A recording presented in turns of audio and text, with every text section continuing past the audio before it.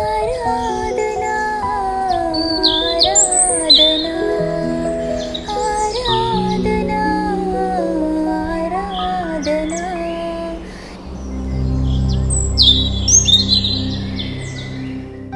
తండ్రి, కుమార, పరిశుద్ధాత్మ త్రేక దేవుని నామంలో మిమ్మల్ని అందరినీ కూడా ఈ మండల కాల ధ్యానాంశంలోనికి ప్రభు పేరిట స్వాగతం తెలియజేస్తుంటున్నాను. 1873వ సంవత్సర కాలంలో హోరేషియా స్పాఫర్డ్ అనే ఒక గొప్ప వ్యాపారవేత్త దేవుని యొక్క విశ్వాసంలో దినదినమును వృద్ధి చెందుతూ తన పని విషయమై ముందుగా తన భార్య పిల్లలను యూరోపుకు పంపి ఉంటున్నాడు. వారు ఓడ ప్రయాణమును వెళ్తూ ఆ ఓడ సముద్రముల మధ్య ఇతర నావతో ఢీకొని ఆ ఓడ మునిగిపోయి ఉంటున్నది.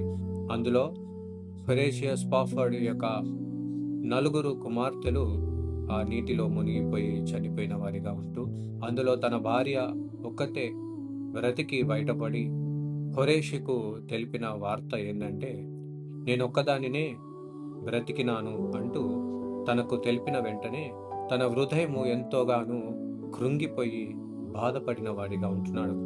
తిరిగి తన భార్య వద్దకు ప్రయాణమై వెళ్తుండగా అదే మార్గ మధ్యలో ఆ ఒక నావిక హోరేషియా దగ్గరకు వచ్చి, ఏ స్థలములో అయితే తన కుమార్తెలను మునిగి చనిపోయి ఉంటున్నారో ఆ స్థలమునకు తీసుకొని వెళ్ళి, ఇదిగో ఈ స్థలంలోనే మీ యొక్క పిల్లలు మునిగి చనిపోయిన వారే ఉన్నారు అంటూ చూపెట్టినప్పుడు హోరేషి ఆ ఒక స్థలమును చూస్తూ అక్కడ తన మనసులో మెదిలిన మాటలు, it is well with my soul అనే గొప్ప సంగీతము కీర్తన రూపంలో తన హృదయంలో మ్రోగి ఉంటున్నది.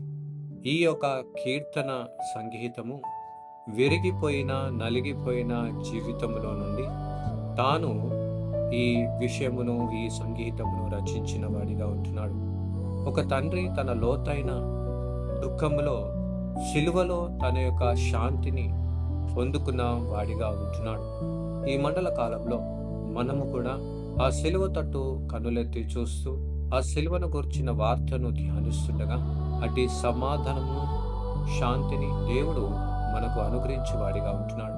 కొలొస్సీయులకు రాసిన పత్రిక 1వ అధ్యాయం 20వ వచనంలో యేసుక్రీస్తు ప్రభుల వారు తన రక్తము చేత సర్వమును, అన్ని విషయములను సమాధానపరిచిన వాడిగా ఉంటున్నాడు. సిలువ అనేది కేవలము వ్యక్తిగతమైనది మాత్రమే కాదు, అది విశ్వమంతయు కూడా తన రక్తముతో సమాధాన స్థితికి అనుగ్రహించిన దేవుడై ఉంటున్నాడు.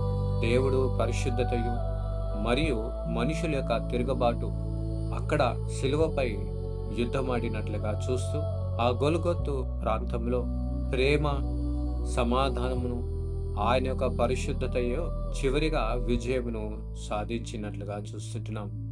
అందును బట్టే సిలువ విశ్వాసమును సమాధానపరచున్నది.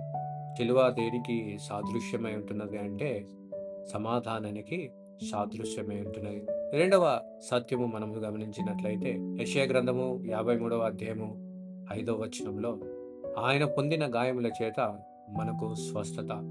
యేసుక్రీస్తు ప్రభుల వారు శాంతిని, నా సమాధానమును మీకు అనుగ్రహిస్తాను అన్న విషయము భావోద్వేగంగా కాదు గాని అది త్యాగపూరితముగా సమర్పించిన వాడిగా ఉంటున్నాడు. ఆయన గాయముల ద్వారా మన గాయములకు స్వస్థత అంటూ జ్ఞాపకం చేస్తుంటున్నాడు. ఏ విధముగా అయితే స్పాఫర్డ్ తన దుఃఖములో నుండి పుట్టిన ఆ గొప్ప అద్భుతకరమైన సంగీతమును తన హృదయానికి స్వస్థత అనుగ్రహించుంటున్నదో, అదే విధముగా మన స్వస్థత, మన యొక్క సమాధానాన్ని ఆయన పొందిన గాయముల నుండే మనము పొందుకొని ఉంటున్నాం. కాబట్టి సిలువ స్వస్థపరచుటకు చిహ్నముగా, సాక్ష్యముగా ఉంటున్నది అంటూ జ్ఞాపకం చేస్తుంటున్నది. మూడవదిగా, మండల కాలంలో మనమంతా కూడా గర్వమును, అసూయను, అవిధేయతను, విభేదాలను ఇవన్నిటిని విడిచిపెట్టే సమయమై ఉంటున్నది. యేసుక్రీస్తు ప్రభుల వారు శాంతికి సాదృశ్యమై ఉంటున్నాడు. అది సమాధానాన్ని నిర్మించువాడిగా ఉంటున్నాడు.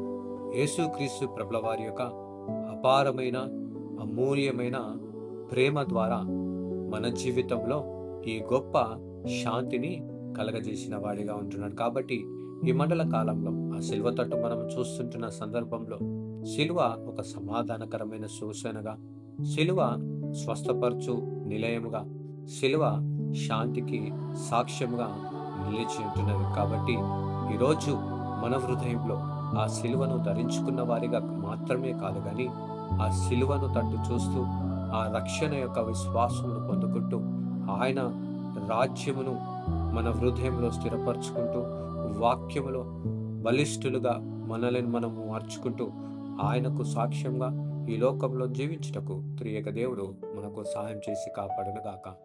ఆమేన్. ప్రార్థించుదాము. మహా గొప్ప కనికరం కలిగిన మా తండ్రి, నీ పరిశుద్ధ నామానికి వందనాలు చెల్లించుకుంటున్నాం. స్పాఫర్డ్ ఏ విధంగా అయితే తన కుమార్తెలను కోల్పోయినప్పటికీ కూడా it is well with my soul అంటూ ప్రభా తన ఆదరణ, తన ఒక శాంతిని కేవలము నీ సిలువలో తను పొందుకున్నట్లుగా ప్రభా ఈ మండల కాలంలో నీ సిలువ తట్టు మేము కన్నులెత్తి చూస్తుండగా మా ధ్యానంలో, మా ఒక ఆధ్యాత్మికమైన జీవితంలో నూతనపరిచి ఆశీర్వదించమని ప్రార్థిస్తుంటున్నాం. అవును తండ్రి, మేము కూడా నీ సిలువలో ఉంటున్న వార్తను మేము విశ్వసిస్తూ ఆ ప్రకారముగా జీవిస్తూ మా తండ్రి అటు విశ్వాసంలో నూతన పరచబడుటకు నీ కృపను మాకు మెండుగా దయచేయమని ప్రార్థిస్తుంటున్నాం. మా ప్రియ పరలోకపు తండ్రి, ఈ వాక్య ధారంలో ఏకీభవిస్తున్న ప్రతి ఒక్కరిలో నీ సమాధానమును, నీ స్వస్థతను, నీ శాంతిని వారికి అనుగ్రహించి ఈ మండల కాలంలో నవీన స్వభావమును, నూతన జీవమును, నూతన సాక్ష్యము పొందుకునేందుకు నీ కృపను మెండుగా దయచేయమని ప్రార్థిస్తున్నాం.